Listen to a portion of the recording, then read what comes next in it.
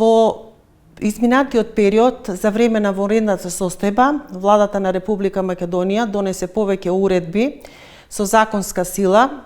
меѓу кои уредбата за примена на Законот за работни односи, со кој што го уреди и прашањето на поинаков начин, прашањето за неискористениот дел за годишен одмор за 2019 година, и тоа беше предвидено да се искористи до 31 мај 2020 година за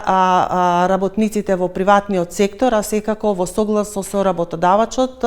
и работниот процес на работодавачот. А додека годишниот одмор за 2020 година, кој што